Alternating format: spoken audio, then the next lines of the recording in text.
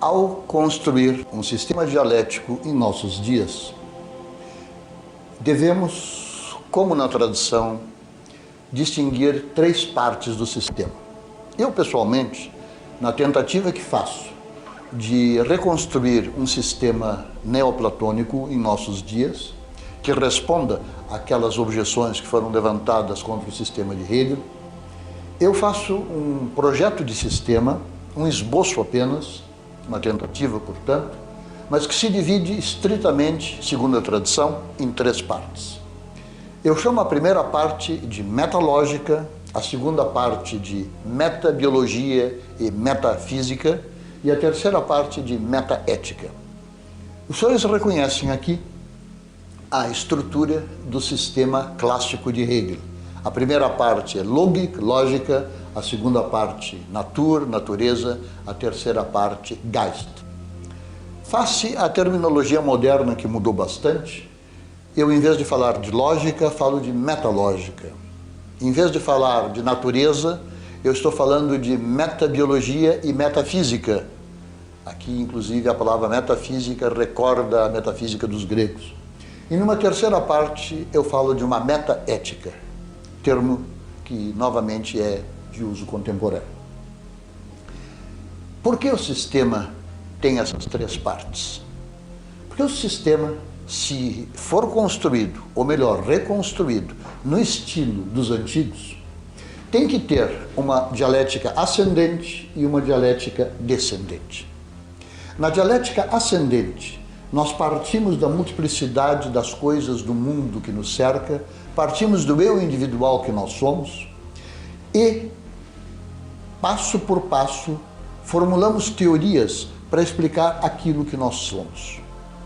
Só que este eu individual, que começa com sua investigação filosófica, ele muito logo se amplia, se abre para incluir o tu e se tornar o nós, para incluir o ele, o observador neutro, para incluir a natureza, e assim as teorias, todas elas, vão se mostrar insuficientes. Ou seja, tanto a tese como a respectiva antítese estarão falsas. Falsas porque insuficientes para explicar a realidade. E abandonamos assim as múltiplas teorias que vamos formando, sendo que cada uma delas nos impulsiona para um nível superior. E assim vamos subindo na dialética ascendente, procurando os primeiros princípios. Procurando aquela teoria que seja tão universal que explique todo o desenvolvimento do mundo. Procurando aqueles princípios que sejam válidos de tudo, de todas as coisas do universo. Esta é a tradição filosófica desde Platão, passando pelas ciências empíricas da modernidade e do mundo contemporâneo. Este é o caminho. A gente amplia o eu, amplia mais e mais, até que este eu fique idêntico ao universo. O eu, então, quando se levanta ao estatuto de um eu universalíssimo, que fica idêntico ao universo, este eu procura os princípios que regem tudo. Platão dizia que havia dois princípios. O princípio torreno, o princípio da unidade, e o princípio aoristos dias, da díade indeterminada. E a partir desses dois princípios eram engendradas as ideias engendravam os números engendram a alma do mundo, e da alma do mundo são engendradas, a partir da alma do mundo, são engendradas as coisas do nosso mundo empírico. Em Hegel, a estrutura é semelhante. A partir do ápice da pirâmide se desenvolve a lógica. Da lógica sai a filosofia da natureza, e da filosofia da natureza emerge então o espírito, terceira parte do sistema. Nesta primeira parte, na reconstrução que eu faço, no projeto de sistema que eu apresento, eu vou fazer apenas uma metalógica. E à semelhança de Platão, eu vou dizer que existem apenas três princípios. Eu vou desdobrar os dois princípios de Platão em três. O que não significa que outros grandes princípios de Hegel não estejam contidos aí. Sim, Hegel fez muito detalhado. A lógica tem muitas categorias. Eu vou fazer a lógica resumida em 3 grandes princípios. E ela ficará, então, muito parecida com a lógica, a metalógica de Platão. Eu vou dizer que, no começo do sistema, a primeira parte, a metalógica, se compõe de 3 princípios. O princípio de identidade, o princípio de diferença e o princípio de coerência. O princípio de identidade se desdobra em 3 subprincípios: identidade simples, identidade iterativa e identidade complexa. Identidade simples é A, uma letra. Pode ser B, pode ser C, mas é uma letra só. Ou uma palavra, Sócrates, ou um verbo. A identidade iterativa é aquela identidade simples que se repete. A, 3 pontinhos. Ou então, Sócrates, Sócrates, Sócrates. Identidade reflexa é aquela em que eu digo A é igual a A. Ou então, Sócrates é igual a Sócrates. Percebe-se de imediato que neste primeiro passo nós temos apenas identidade. Formulada em proposições, a identidade se chama tautologia. A gente diz a mesma coisa. O predicado diz exatamente aquilo que o sujeito diz. Sócrates é Sócrates. O homem é homem. A é A. E todos sabem que as proposições tautológicas são sempre verdadeiras. Nosso ponto de partida, portanto, é altamente crítico e seguramente verdadeiro. Tautologia, A é A. Identidade. O segundo princípio é o princípio da diferença. Diferença diz o quê? Diferença diz, num sistema filosófico, que além da identidade existe algo mais. Existe algo que não é apenas aquela identidade inicial, mas algo outro, uma alteridade ou uma diferença. No caso do A ou A igual a A, nós podemos pôr como diferença, por exemplo, um B, ou um C, ou um D, ou as variáveis lógicas, ou os operadores lógicos que não da identidade. Podemos botar o ato de fala. Tudo isso são diferenças, são alteridades que não são idênticas ao A igual a A, nem estão neste A é igual a A pré-programados. A diferença é indedutível da identidade. Ela não está pré-programada na identidade. Esta é a diferença, a emergência do novo. E o fato de nós termos um ato de fala sem o que não há conteúdo falado, mostra que a identidade, só como identidade, não constitui o mundo. Para que haja mundo, realidade, além da identidade, é preciso haver a diferença. E esta diferença não pode estar pré-programada no A. Se estivesse, ela seria dedutível. O terceiro princípio da metalógica diz que há coerência, ou melhor ainda, deve haver coerência. Ou seja, se há uma série de A's, um A igual a A, e surge um B, podem acontecer 2 coisas. Pode acontecer que um polo elimine o outro, que o A elimine o B, ou que o B elimine o A. Neste caso concreto de letras do alfabeto, nós sabemos que o A não elimina o B, nem vice-versa. Dependendo de como se conjugam, eles podem conviver. Este terceiro princípio, o princípio da coerência, vai eliminar aquelas diferenças que emergem e que estão em incoerência com a identidade. Não são coerentes consigo mesma e com seu meio ambiente. Em termos lógicos, quando uma proposição A é verdadeira, a proposição correspondente E não pode ser senão falsa. Se, apesar disso, ela ocorrer como B, ela será simplesmente descartada. Assim, o princípio da coerência descarta tudo aquilo que é impossível, ou, com mais exatidão, que não é copossível com a identidade. Só que em muitos casos, na lógica antiga principalmente, na lógica medieval, o princípio da coerência manda fazer as devidas distinções. Em lógica medieval, quando se diz Sócrates é maior e menor que 1,60 m, o medieval imediatamente acrescenta: deve-se fazer as devidas distinções. Sócrates, enquanto está sentado, é menor que 1,60 m. Sócrates, enquanto está de pé, é maior que 1,60 m. Ao fazer as devidas distinções no sujeito lógico, reduplicando este sujeito, predicados que antes eram inconciliáveis ficaram conciliados.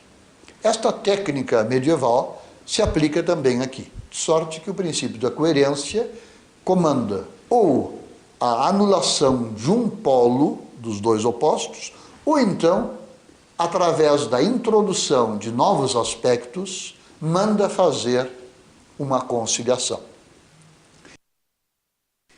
Estes três princípios, a rigor, não são três princípios. Constituem um único princípio com três partes. Este é o princípio supremo da metalógica e de todo o sistema que daí decorre.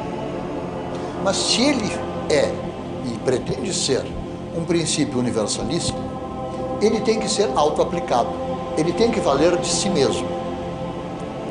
Observamos aqui que dizer que a identidade é idêntica a si mesmo não tem nenhum problema. Observamos também que dizer que a coerência é coerente consigo mesma não há problema. Agora, quando dizemos que a diferença é diferente de si mesmo, surge um problema. Porque se a diferença é diferente de si mesma, ela não é diferença sem identidade. Mas se ela é identidade, ela não é diferença. Mas se ela é diferença, aquilo que é diferença e idêntico à diferença tem que ser diferente. Nós reparamos aqui que surge, quando o princípio, o primeiro grande princípio, é aplicado a si mesmo, a segunda parte do princípio, ou seja, o subprincípio da diferença, entra numa estrutura antinômica. Aquelas estruturas como encontradas por Frege e Bertrand Russell na fundamentação da matemática. A classe vazia. A classe que contém todas as classes que não se contêm a si próprias. Essa classe se contém a si própria e não se contém a si própria. Assim, a diferença, quando aplicada a si mesma, é diferente e não é diferente de si mesma. E isto nós chamamos de uma antinomia estrita. Este é aquele jogo em que o sim é jogado para o não, que é jogado de volta para o sim, que é jogado de volta para o não, sem nunca parar. Esta é aquela tremenda força negativa que da verdade manda para a falsidade, que manda de volta para a verdade, sem nunca parar. E Bertrand Russell e Frege, como nós sabemos, resolveram o problema introduzindo a teoria de tipos, Theory of Types. Nós hoje sabemos que quando surgem antinomias, elas surgem porque um predicado negativo entrou em ipsoflexão sobre si mesmo. É exatamente o que ocorreu no nosso caso, quando o subprincípio da diferença, aplicado a si próprio, entrou em antinomia, em movimento antinômico. A solução nós já sabemos. É preciso distinguir níveis. A pergunta é: serão esses níveis apenas níveis lógicos? Sabemos que não. Depois dos trabalhos do nosso colega lógico de Munique, Blau, nós sabemos que se distinguirmos apenas níveis lógicos, um nível é jogado para o outro, que é jogado para o outro e para o seguinte, mas de tal maneira que esses níveis entram em circularidade. E assim a antinomia rola de um nível para o outro nível, mas começa sempre de novo, de tal maneira que o movimento não se encerra. E nós temos então aqui a destruição da racionalidade. A única maneira de sair dessa antinomia, que está dentro do nosso primeiro princípio é dizer que a distinção de níveis é uma distinção de níveis fáticos, níveis que de fato existem. Observamos agora que este primeiro princípio metodológico, por vago que seja, aparentemente, só aparentemente vago, ele encerra uma antinomia que, por sua vez, leva à necessidade do engendramento de aspectos fáticos. De sorte que, de um princípio universalíssimo, numa primeira etapa, meramente metalógico, emerge um mundo de fatos. Tem que haver aspectos fáticos existentes, contingentes, portanto, que brotam de dentro desse primeiro princípio. O primeiro princípio deixa sair de si uma multiplicidade de níveis de faticidade. Nós vemos aqui a nascença da segunda parte do sistema, que é a natureza. Nós estamos abandonando aquela metalógica que era, numa primeira etapa, apenas metalógica, lógica, portanto, para entrar num mundo de coisas que existem, de coisas que são factuais, sem as quais a metalógica implodiria como uma grande antinomia. De sorte que a questão aqui é simples e muito dura. Ou o primeiro princípio implode, destruindo toda a racionalidade, ou ele deixa sair de si a natureza contingente, existente, com sua facticidade. E assim a gente faz a transição da primeira parte do sistema para a segunda parte do sistema. A metalógica engendra a metabiologia, a metafísica. A metalógica deixa sair de si, necessariamente, senão ela implode, a diversidade das coisas que nós vamos depois encontrar como a diversidade das coisas da natureza. E assim se faça a transição da primeira para a segunda parte do sistema. A segunda parte do sistema é a metabiologia e a metafísica. Basta, para visualizarmos o problema que temos a discutir, fazer uma transliteração.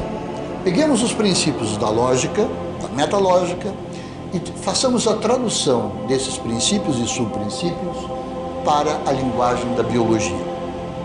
Nós imediatamente obteremos os princípios de uma metabiologia. Façamos a experiência. Identidade simples. Na biologia, indivíduo. Identidade iterativa, A. Na biologia, reprodução, replicação. Identidade reflexa, A é igual a A. Na biologia, espécie, a unidade da espécie. Princípio da diferença, B. Na biologia, a emergência do novo, a mutação por acaso. Princípio C, coerência. Numa primeira subprincípio, um polo elimina o outro. Na biologia, a morte, uma parte da seleção natural, portanto, a morte elimina aquele que não está coerente. Na lógica, a segunda parte da coerência, a fazer as devidas distinções. Na biologia, fazer as adaptações. De sorte que nós temos, apenas ao transliterar os termos lógicos para a linguagem da biologia, toda uma biologia evolucionista. O indivíduo, na unidade da espécie, que pela reprodução se reproduz e se constitui, e que ao sofrer mutações por acaso, engendra o novo, mas de tal maneira que a seleção natural, ou por morte, ou por adaptação, traga novamente a coerência do todo. Esta metabiologia é aquela que nós hoje conhecemos com o nome de teoria neodarwinista sintética. Esta teoria, nos dias de hoje, está sendo ampliada por alguns físicos, de maneira que ela seja aplicada a todo o universo. Por quê? Porque a situação da física hoje é uma situação de impasse. Nós estamos há 20 anos conciliando as múltiplas teorias físicas, mas chegamos num lugar em que a finalização, a construção da grande teoria sintética empaca.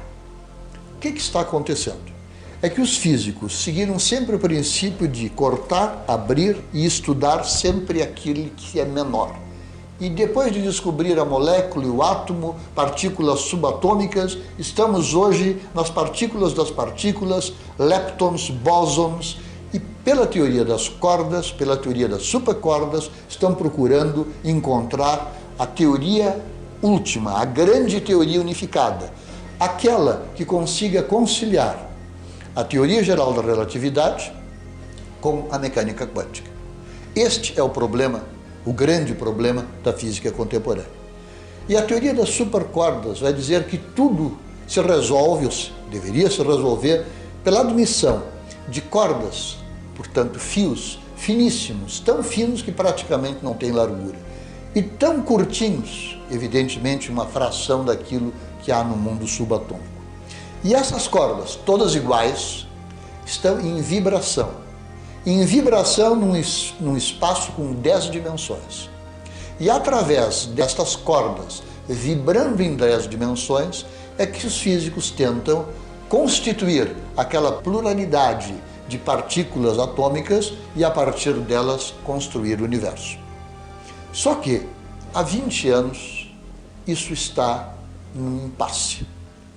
E mais físicos contemporâneos estão propondo uma solução diferente.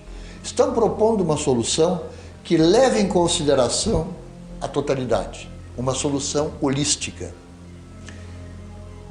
O que significa que não é apenas a corda igual que, por vibrar de maneira diferente num espaço de 10 dimensões, constitui tudo. Não, eles são mais radicais.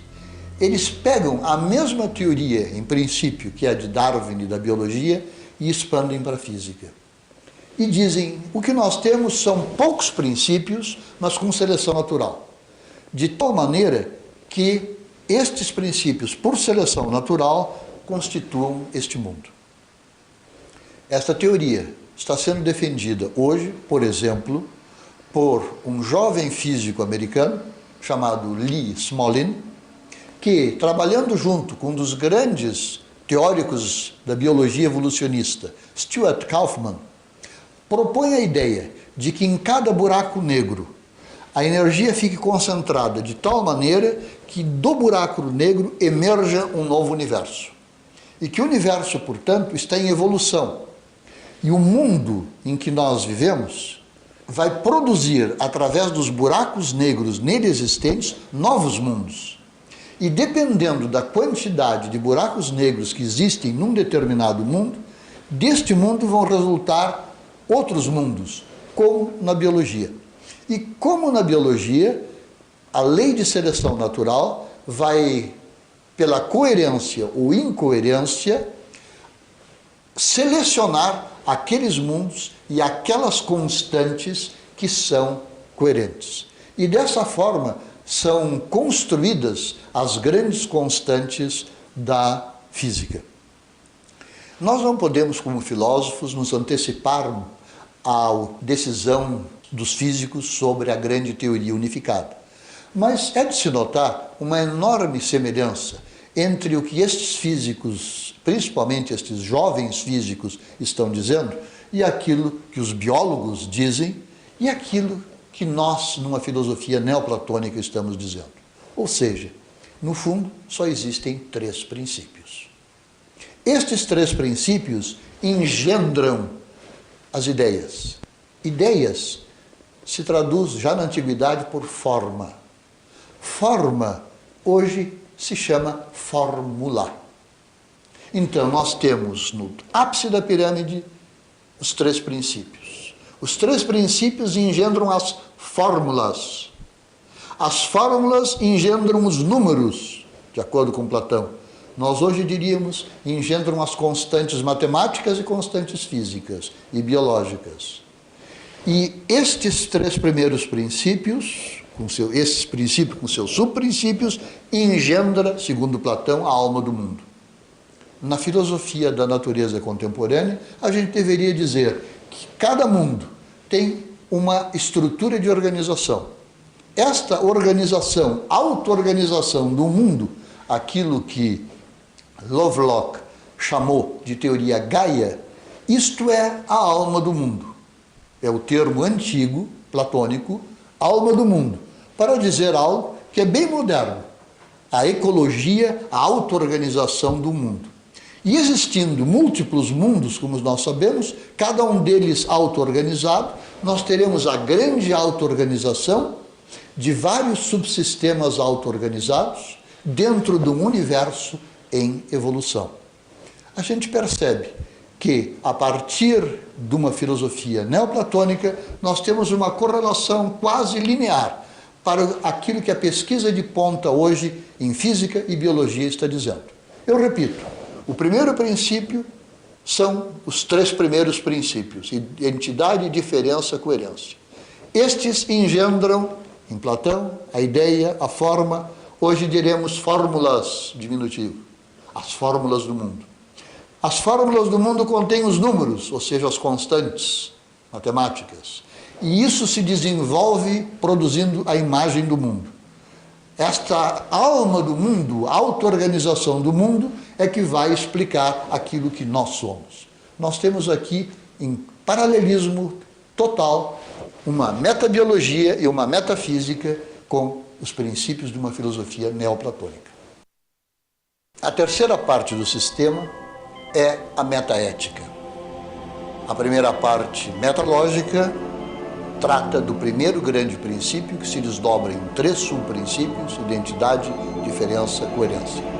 Nós vimos como este primeiro princípio, quando aplicado a si mesmo, engendra uma antinomia com relação à sua segunda parte, ao subprincípio de diferença, e esta antinomia só pode ser resolvida pelo engendramento de aspectos que têm que ser reais, têm que ser existentes, têm que ser contingentes e que vão produzir a multiplicidade das coisas.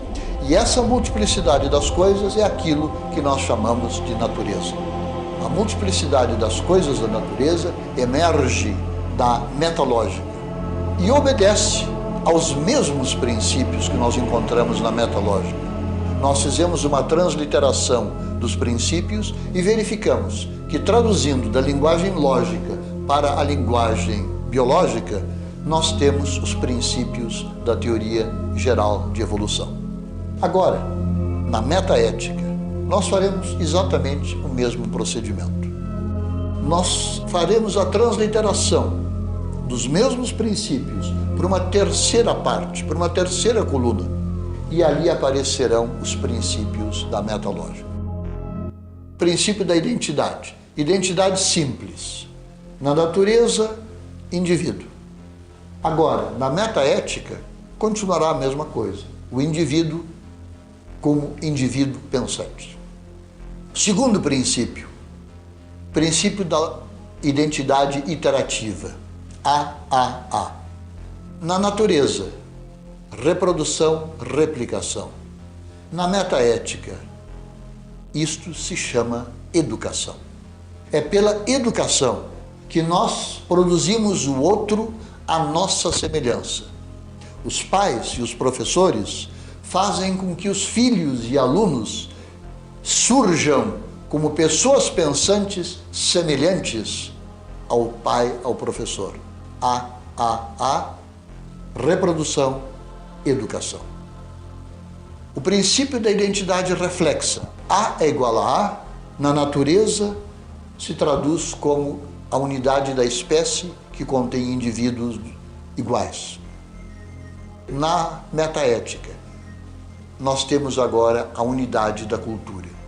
Aquilo que na natureza é a unidade da espécie, que congrega múltiplos indivíduos, na metaética é a unidade da cultura, da linguagem, que engloba os múltiplos indivíduos que a compõem e nela se reproduzem intelectualmente. O princípio da diferença na lógica descreve a emergência de um B que não está pré-programado na identidade. Na natureza, isto é, a mutação por acaso ou a emergência do novo. Agora, na metaética, nós temos a ação criadora do artista, do inventor, do cientista. Nós temos o poeta, nós temos o crítico, todo aquele que elabora, cria e engendra o novo. Este é o princípio da diferença. Só que este novo não necessariamente está certo, é coerente. De sorte que passamos para o terceiro princípio, que na lógica se chama coerência, que em certos casos elimina um dos polos opostos, em outros casos faz as necessárias distinções. Na natureza se chama seleção natural. Elimina certos indivíduos, certas mutações que não são coerentes, premiando as outras, que fazem a adaptação correta. Agora, na cultura, nós chamamos isso de princípio ético. Aquilo que é coerente com o universo é premiado. Aquilo que é incoerente é ruim. Ou seja, aquilo que na natureza é seleção natural, esta mesma coerência, quando transposta para a ética, é o imperativo categórico. O imperativo categórico aparece na história da filosofia sob duas formas principais: sob a formulação kantiana e sob a formulação hegeliana. O imperativo categórico, segundo Kant, é o seguinte: age sempre de tal maneira que a norma da atuação possa ser elevada ao estatuto de uma lei universal. A gente percebe de imediato que o imperativo categórico, em Kant, consiste na universalização. A gente pega uma ideia, uma intenção, um desejo e tenta universalizá-lo. Se e quando a gente consegue universalizar, a ação é moralmente boa. Se e quando a gente não consegue universalizar, quando a tentativa de universalizar leva a um absurdo lógico, a uma incoerência, a uma implosão lógica, então se trata de algo que é eticamente mau. Kant usa 3 exemplos: o assassinato, a mentira e o roubo. O assassinato é algo bem simples. Por que assassinar é algo eticamente mau? Kant faz a universalização e diz: porque se todos começarem a assassinar o tempo todo, todo mundo, não sobra ninguém e a humanidade acaba. O assassinato, quando universalizado, leva a uma implosão. A mesma coisa ocorre com a mentira. Se todo mundo mente, mente sempre, mente em todas as coisas, a gente não consegue mais se entender e falar. A mentira, quando universalizada, leva a uma impossibilidade de fala. O mesmo ocorre também no roubo. Se todo mundo rouba de todo mundo, acaba o roubo porque acabou a propriedade privada. Os 3 exemplos de Kant são mostras de que o imperativo categórico como universalização funciona. Mas já Hegel, no século XIX, fez pesadas objeções contra o imperativo categórico, dizendo que nessa formulação de Kant, em que a universalização é entendida como universal abstrato, o imperativo categórico não funciona. Funcionou sim naqueles exemplos dados por Kant. Mas se nós pegarmos outros exemplos similares, em que o imperativo categórico devia funcionar, ele não funciona. E isso mostra que a formulação de Kant não está correta. Hegel não usa o exemplo, mas nós poderemos agora, para explicitar o que Hegel está pensando, usar o exemplo do professor, do padeiro, do pedreiro. Eu pergunto se ser professor é algo eticamente bom? A resposta vinda de um kantiano será a seguinte: tenta universalizar. Se a universalização for bem sucedida, ser professor é algo bom. Se a universalização levar a uma contradição, a uma implosão lógica, ser professor é algo eticamente mau. Tentemos. Eu quero ser professor. Eu agora universalizo. Todos os homens são professores.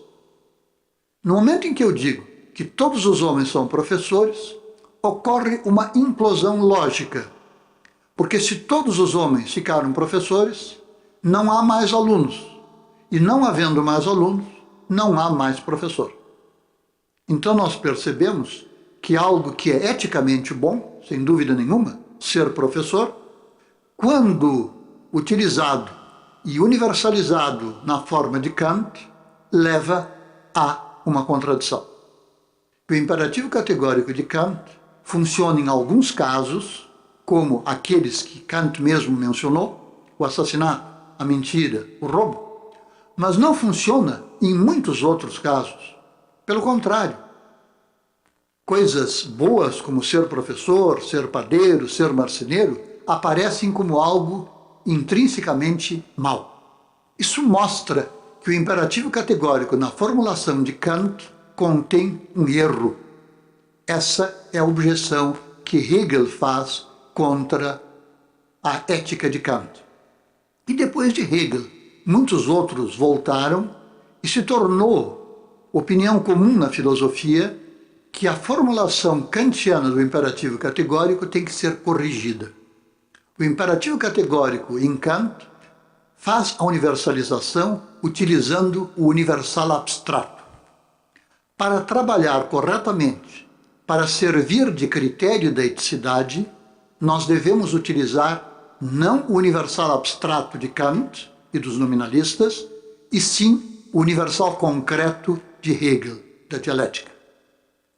O universal concreto é diferente. No universal concreto, se eu pergunto se ser professor é algo bom, o universal concreto significa que eu vou tentar inserir o ser professor dentro de uma totalidade. Ser professor é uma parte que deve ser inserida harmoniosamente num todo maior.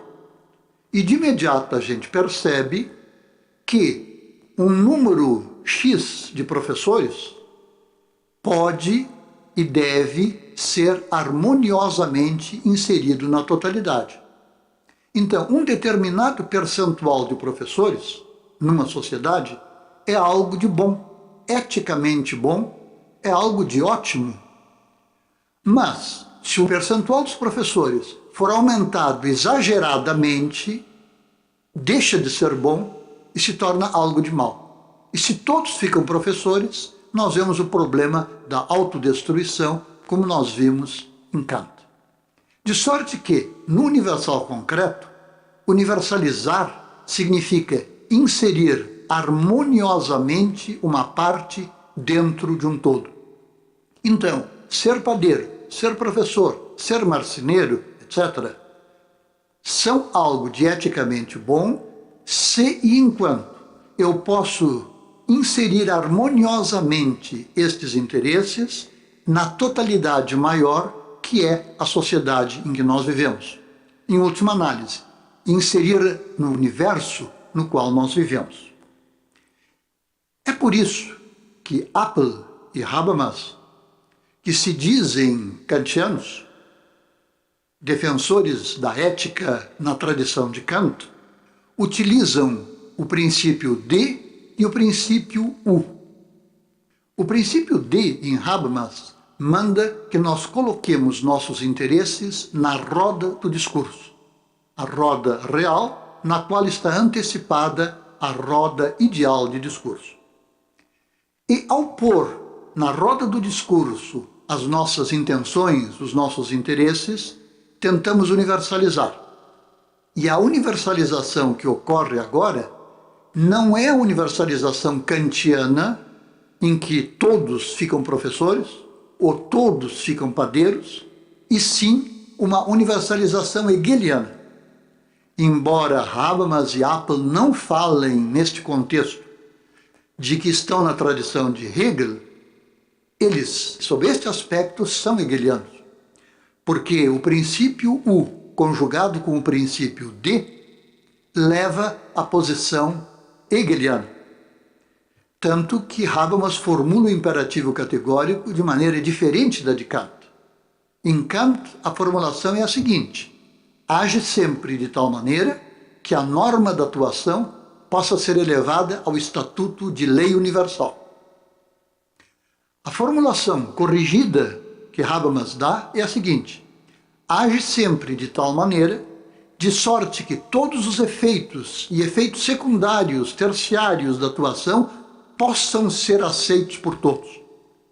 Poder ser aceito por todos significa que há uma inserção harmoniosa num todo que não necessariamente é homogêneo, como está sendo pressuposto na formulação de Kant. Se os efeitos da minha ação podem ser aceitos por todos, eu posso ser professor, um outro pode ser padeiro, um outro pode ser marceneiro, e assim as diversas profissões e atividades, os diversos interesses ficam conciliados num todo maior.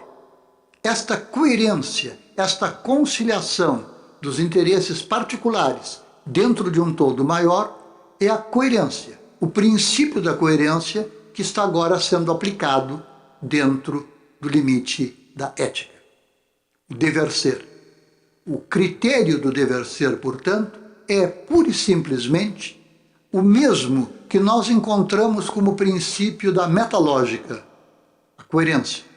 É o mesmo que nós encontramos na natureza, na seleção natural. Tem que haver coerência entre a mutação que surgiu e o meio ambiente próximo, imediato, imediatizado no qual ela está. Assim também, na ética, é a coerência, a inserção harmoniosa no todo, que é o critério que distingue o bem e o mal. Esta formulação da ética tem grandes vantagens. Inclusive, duas grandes vantagens que não foram percebidas por Appel e Habermas, certamente dois dos grandes éticos da segunda metade do século XX. Na formulação do imperativo categórico que nós estamos propondo aqui neste trabalho, nós conseguimos fazer, primeiro, uma fundamentação da ecologia e, segundo, nós estamos conseguindo fundamentar regras do bem viver. Perguntar-se-á nesse contexto, mas Appel e Habermas não defendem a ecologia? Defendem, sim, mas não conseguem fundamentá-la. Um kantiano, no sentido clássico, como eles são, afirma que nós não podemos sujar o rio aqui em cima pela simples razão de que mais embaixo há outros homens. Para o kantiano, a obrigação moral é sempre e exclusivamente de homem para homem. Então, eu não posso, eticamente, sujar o rio aqui, porque lá embaixo há outros homens com os quais eu tenho obrigações éticas. Eles não têm e não conseguem fundamentar uma obrigação ética para com o rio como tal. Na proposta que nós estamos fazendo, nós não podemos sujar o rio aqui em cima, não só porque por acaso tem alguns homens lá embaixo, mas pela simples razão que o rio como rio possui uma dignidade ética. A ecologia está sendo fundamentada, na proposta que estamos fazendo, de uma forma mais profunda, mais nobre. Ou seja, as obrigações éticas não são apenas do homem para com o homem, mas também do homem para com a natureza, para com o rio, para com os peixes. E a destruição gratuita da natureza é então algo eticamente mau, mesmo que não haja um outro homem lá na outra ponta, mais embaixo no rio. A segunda grande vantagem desta proposta ética que estamos fazendo é que é possível formular normas do bem viver. Segundo Habermas, nós podemos fundamentar uma ética intersubjetiva, obrigações de um homem para com outros homens. Mas se um homem estivesse totalmente sozinho numa ilha, como Robinson Crusoe, ele teria obrigações éticas? Habermas confessa que ele não consegue formular e fundamentar regras éticas do bem viver. Ou seja, Robinson Crusoe, antes da chegada de sexta-feira, não tem ética nenhuma. Na proposta que aqui estamos fazendo, ele as tem. Antes mesmo da chegada de sexta-feira, Robinson Crusoe tem obrigações para com as árvores, para com a água, para com os pássaros. Obrigações que são diferentes, sim, das obrigações que nós temos para com outros homens. Mas, não obstante, obrigações éticas. Ou seja, há uma dignidade ética não só na relação de homem para com o homem, mas também na relação do homem para com a natureza e na relação do homem para consigo mesmo. Se nós agora ampliamos este conceito de ética como coerência universal e ficamos não apenas na relação de homem para com o homem, mas nas relações de grupo, de sociedade, surge aqui a tessitura ética das relações que nós chamamos da sociedade humana. E dentro da sociedade surge a ética como forma de governo. E, neste contexto, a obrigação ética vai se transformar em lei. A sociedade se transforma em Estado. E o Estado transforma algo que era um princípio meramente ético em lei. Lei com uma sanção estatal. A gênese do Estado se faz, portanto, de acordo com o mesmo princípio que perpassa todo o sistema, da metalógica para a metabiologia e agora para a metaética. O mesmo princípio de coerência universal vige aqui nas relações entre os homens, na sociedade e no Estado. Disso decorre que a única forma de Estado que é eticamente correta é a democracia. Porque tanto a monarquia absolutista como a oligarquia não respeitam a coerência que deve haver para com todos os outros. Não há aquela universalização que nós sabemos que é necessária.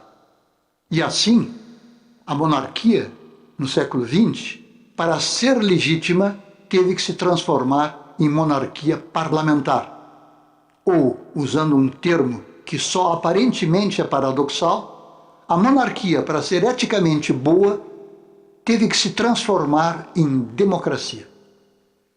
Examinando agora, dentro do Estado, as nossas relações, de homem para homem, verificamos que em toda parte se encontra este jogo dialético de tese, de antítese, de síntese, e a procura por esta coerência, por esta síntese que estabelece ou restabelece a coerência entre as partes. Nas coisas mais banais do nosso dia a dia, se a gente vai à padaria da esquina e compra pão, nós estamos fazendo um ato profundamente dialético. Existe a tese, que é o padeiro vendendo o pão por um determinado preço. Existe a antítese, que é o cliente que vai à padaria e quer o pão e que, ouvindo do padeiro o preço, talvez faça uma contraproposta. E nesta barganha de preço e contrapreço, surge então a conciliação, o preço final, em que ambos, de acordo com o mesmo preço que surgiu dessa discussão, dessa barganha, dão a mão e dizem: a compra está fechada. Ou seja, tese que se opunha à antítese Tese e antítese que se opunham num primeiro momento, agora, na síntese, estão conciliadas num nível superior. Aquilo que era uma dualidade de opostos se transformou na unidade conciliada da síntese.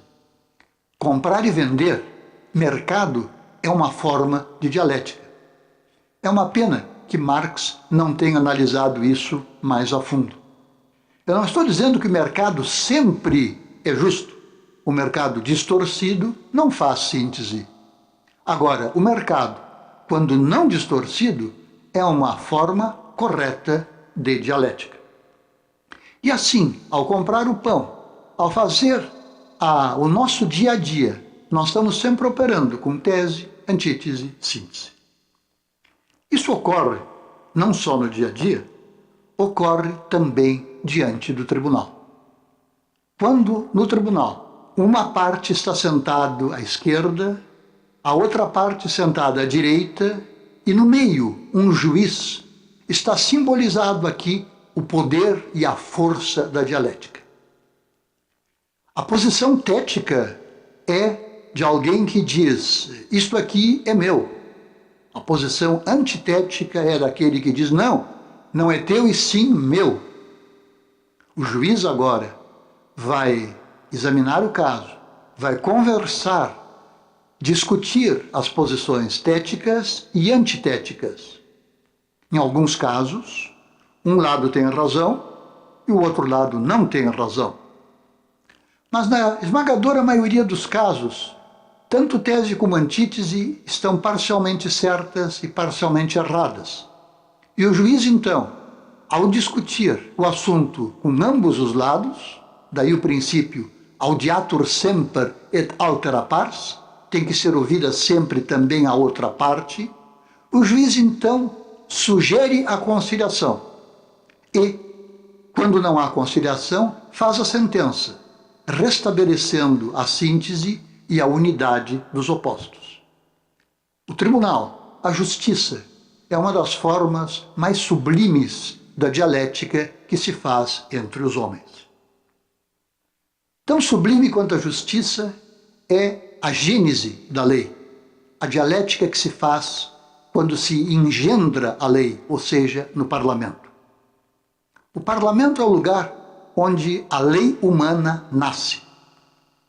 E no parlamento existem partidos. Partido é aquilo que é parte, não é o todo. É parte, tética e antitética.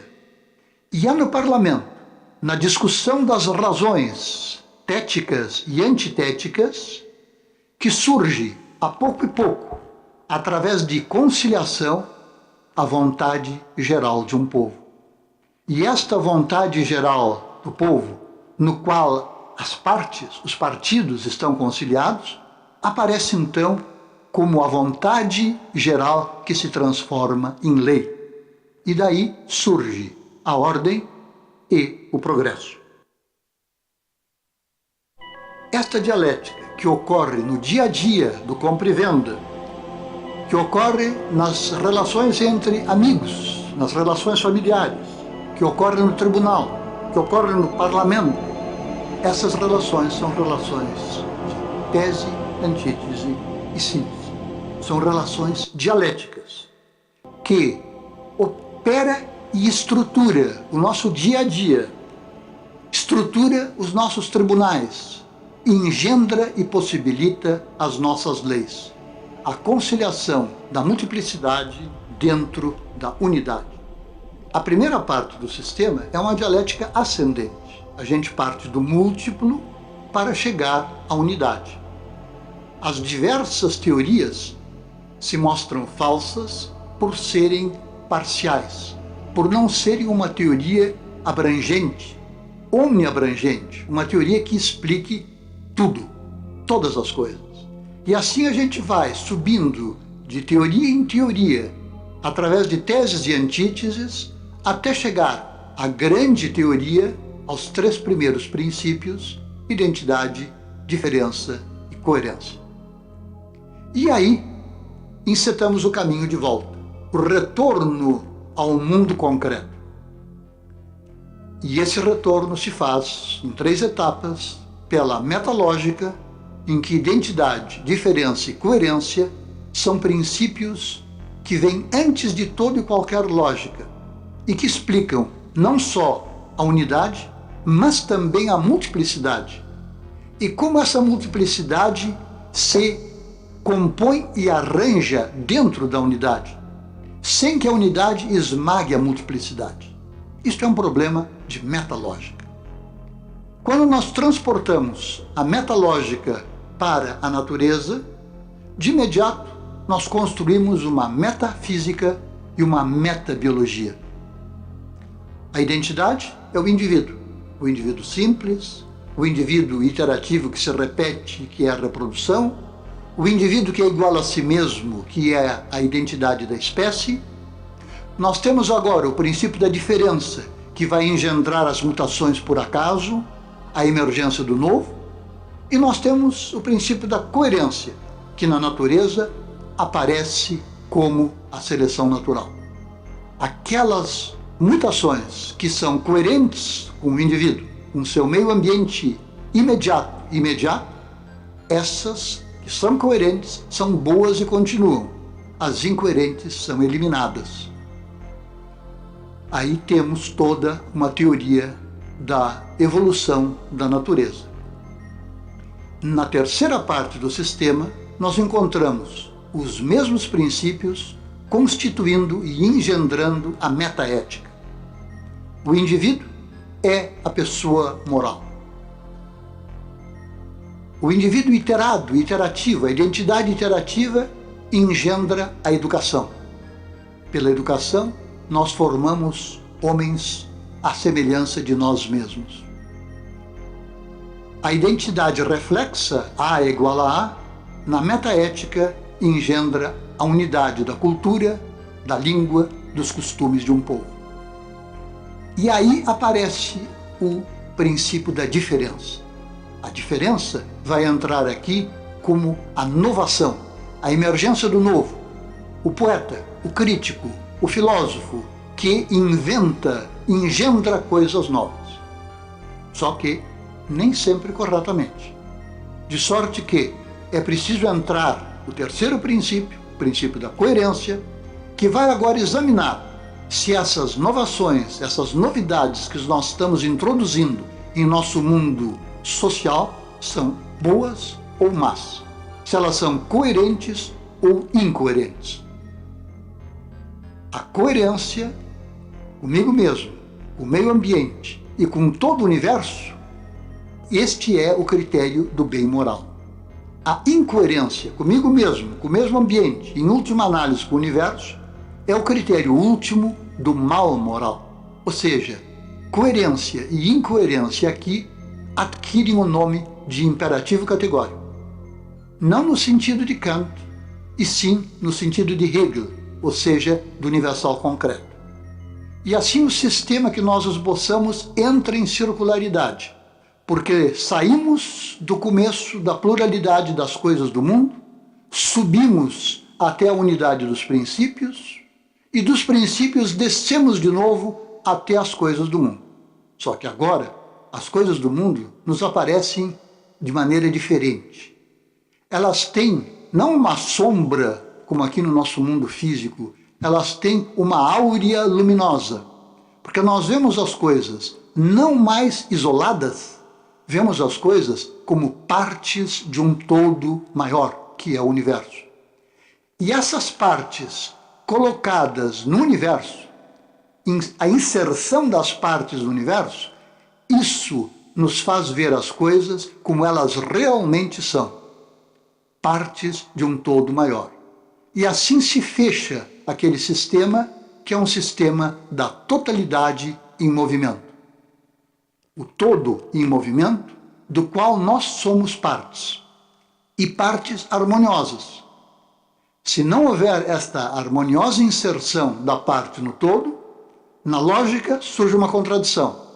Na natureza surge uma mutação mal sucedida que é eliminada pela morte. E na ética surge o mal moral. O sistema assim se fecha. Mas não se trata de um fechamento meramente circular como em Hegel, no Hegel histórico, que morreu em 1831. Porque se o sistema fosse circular de uma forma perfeita, o círculo, ao se repetir, seria sempre o perpétuo retorno do sempre mesmo. E o perpétuo retorno do sempre mesmo eliminaria a historicidade e a contingência. Então, o sistema é, sim, circular, mas um círculo irregular, um círculo dentro do qual surgem linhas retas ou retilíneas e voltam à circularidade. Há, portanto, uma combinação da circularidade, que é atemporal, com as linearidades que constituem o tempo. Nós, homens, vivemos num segmento linear que saiu deste movimento eterno circular e que para ele vai voltar. E o sistema expressa exatamente isto.